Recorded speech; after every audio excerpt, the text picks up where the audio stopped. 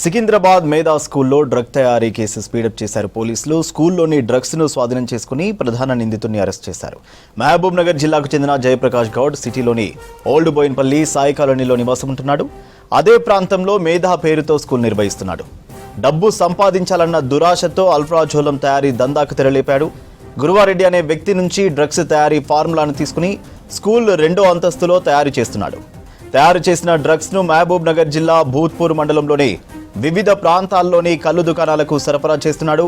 దీనిపై సమాచారం అందుకున్న ఈగిల్ టీం తనిఖీలు చేసి ప్రధాన నిందితుడితో పాటు ఉదయ్, మురళీలను అదుపులోకి తీసుకున్నారు. సికింద్రాబాద్లో ఉన్నటువంటి ఓల్డ్ బోయిన్పల్లి మేధా స్కూల్లో ఇటు ఆల్ఫాజోలం తయారీకి సంబంధించి అయితే అంశమైతే రాష్ట్ర వ్యాప్తంగా సంచలనం సృష్టించిందని చెప్పవచ్చు. ఎందుకంటే ఇటు విద్యార్థులకు విద్యాబుద్ధులు నేర్పించాల్సినటువంటి పాఠశాలలో అయితే ఇటు అక్రమంగా ఏదైతే చట్ట వ్యతిరేకమైనటువంటి ఒక డ్రగ్స్ ఆల్ఫాజోలంకి సంబంధించినటువంటి తయారీని చేయడాన్ని అయితే ఇటు ఈగల్ పోలీసులు గుట్టురట్టు చేయడం జరిగింది. మనం చూస్తే ఇటు మేధా పాఠశాల నిర్వహిస్తున్నటువంటి యజమాని జయప్రకాష్ గౌడ్ గత 9 సంవత్సరాలుగా ఓల్డ్ బోయిన్పల్లిలో అయితే ఇటు మేధా పాఠశాలను నిర్వహిస్తున్నాడు. ఈ క్రమంలోనే అక్కడ గత 8 నెలల నుంచి కూడా ఇటు ఆల్ఫాజోలంకు సంబంధించినటువంటి ఒక తయారీని చేస్తున్నట్లయితే ఈగిల్ అధికారులు గుర్తించడం జరిగింది. దానికి సంబంధించి గత కొద్ది రోజులుగా జరుగుతున్నటువంటి ఈ వ్యవహారంపై అయితే ఈగిల్ అధికారులు నిన్న ఆల్ఫాజోలంను తయారు చేసి తరలిస్తున్నటువంటి క్రమంలో అయితే పట్టుకోవడం జరిగింది. పట్టుకోవడంతో పాటు ఇటు ఆల్ఫాజోలం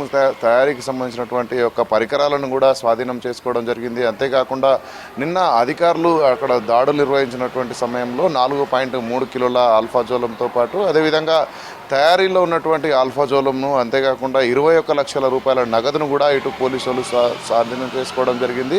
ముఖ్యంగా మనం చూస్తే ఇటు జయప్రకాష్ గౌడ్ గతంలో తనకు సంబంధించినటువంటి గురువారెడ్డి అనేటువంటి వ్యక్తి ద్వారా అయితే ఆల్ఫాజోలంకు సంబంధించినటువంటి ఫార్ములాను తెలుసుకోవడం జరిగింది. అనంతరం ఇటు ఆల్ఫాజోలంను తయారీకి అయితే ఇద్దరు వ్యక్తులు ఎవరైతే ఉదయ్ సాయి అదేవిధంగా మురళీ సాయి అనేటువంటి ఇద్దరు వ్యక్తుల సహకారంతో ముగ్గురు కూడా ఈ యొక్క ఆల్ఫాజోలంను గత 8 నెలలుగా తయారు చేస్తున్నట్లయితే ఇటు ఈగిల్ టీం అధికారులు గుర్తించడం జరిగింది. ముఖ్యంగా మనం చూస్తే ఈ దాడుల్లో సుమారు అక్కడ జరిగినటువంటి ఒక ట్రాన్సాక్షన్స్ కానీ వాటన్నిటిపైన కూడా ఈగల్ అధికారులు అయితే పూర్తి స్థాయిలో ఇటు వివరాలను సేకరించినటువంటి పరిస్థితి కొనసాగుతూ ఉంది. అంతేకాకుండా మనం చూస్తే ఈ యొక్క ఆల్ఫాజోలంను మహబూబ్ నగర్ జిల్లా పరిసర ప్రాంతాల్లో అయితే ఇటు కల్లులో కలిపేందుకైతే ఆల్ఫాజోలంను విక్రయిస్తున్నట్టు కూడా చెప్తున్నారు.